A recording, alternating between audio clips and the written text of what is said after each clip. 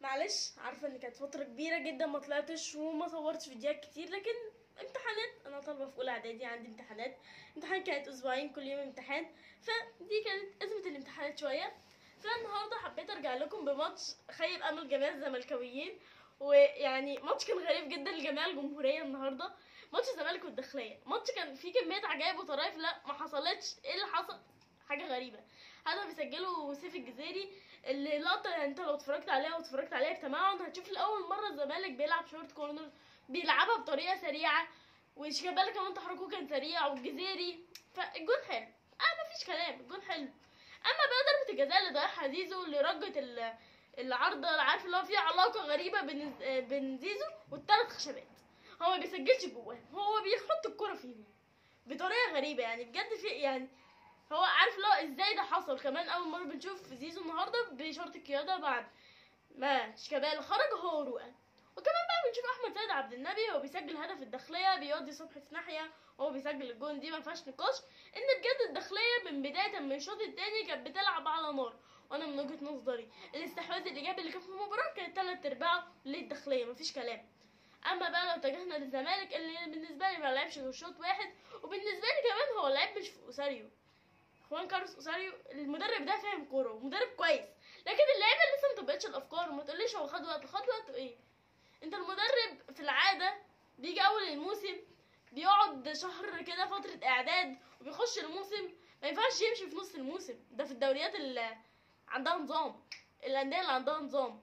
مش نادي عندنا كل ما مدرب يعمله يعني. فيريرا ده جه ايه درجات وحشه امشي، عايز مستحقاتي ماليه، حطينا اسامه نبيه، عايز مستحقاتي ماليه امشي يا اسامه نبيه وتعالى فيريرا تاني. ما اعرفش يا جماعه، يعني لا حول ولا قوه الا بالله. الزمالك في موسم واحد عين 4 مدربين، ده رقم قياسي.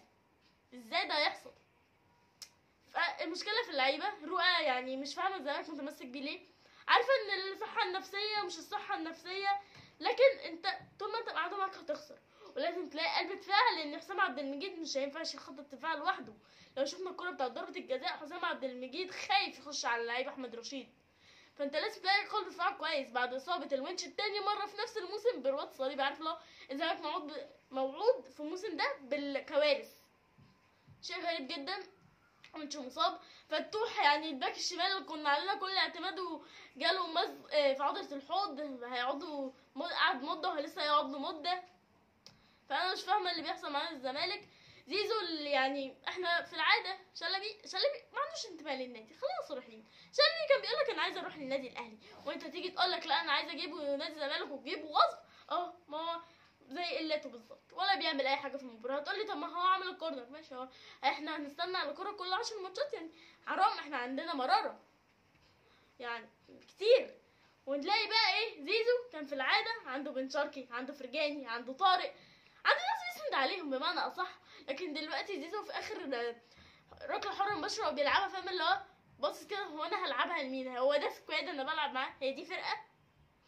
بيشوطها بخيبة امل. يعني هو حرام اللي بيحصل مع زيزو. وايه بعد كل ماتش يطلع لك حد كده نفر كده وسط مليون نفر يقول لك زيزو اداء وحش. اداء وحش ايه يا عم؟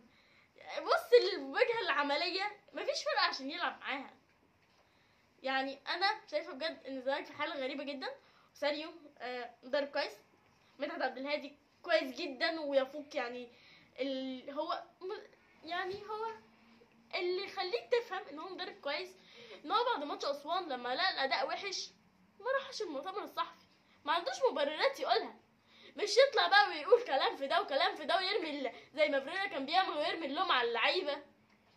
مدرب فاهم. فالمجمل يعني الزمالك محتاج موسم جديد عشان تشوفوه. خلاص هو الزمالك ده موسم مع السلامه. لا يعني هو لو خد المركز الخامس يبقى الحمد لله، وتبوس ايدك ووش وظهر. ما تطمعش انك تروح كونفدراليه بالاداء ده. يعني بجد اداء غريب جدا.